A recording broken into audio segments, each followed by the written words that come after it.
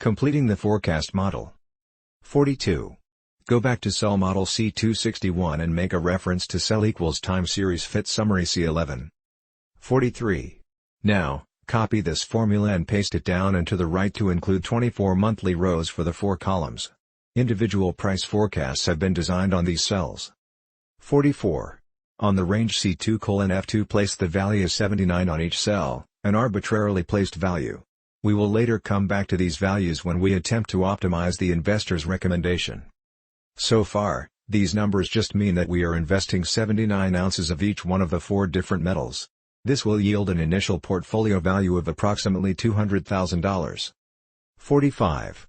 Starting on cell G260, the current last month available with historic data, create a sum product function that will calculate the value of the portfolio at any given month.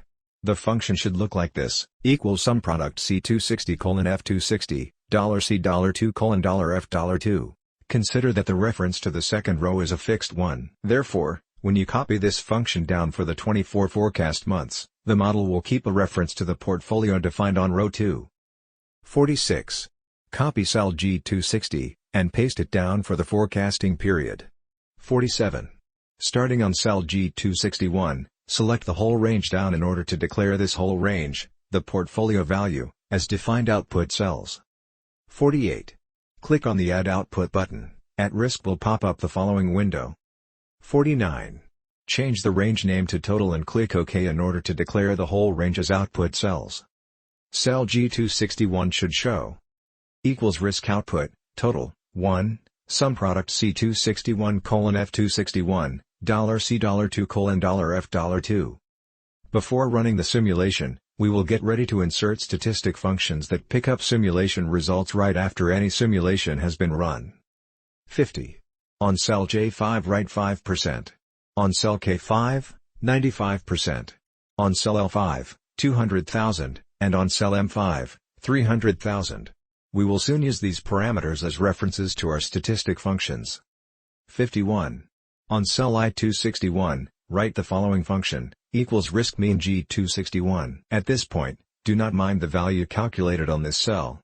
Remember that the values of statistic functions on at risk can only become valid right after a simulation has been performed and the software has a number of iterations to calculate, such as, in this case, the mean of your total portfolio for the first month of the forecast.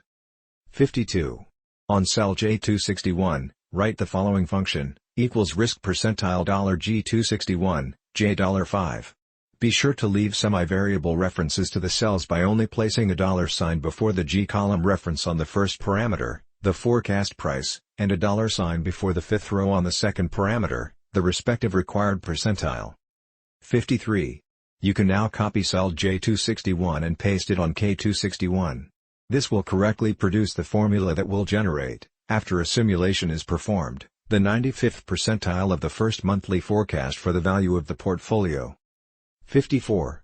On cell L261, write the following function, equals RiskTarget, $G261, L$5. As with the previous formula, place a $sign before the G in the first parameter and before the 5 in the second, the required target.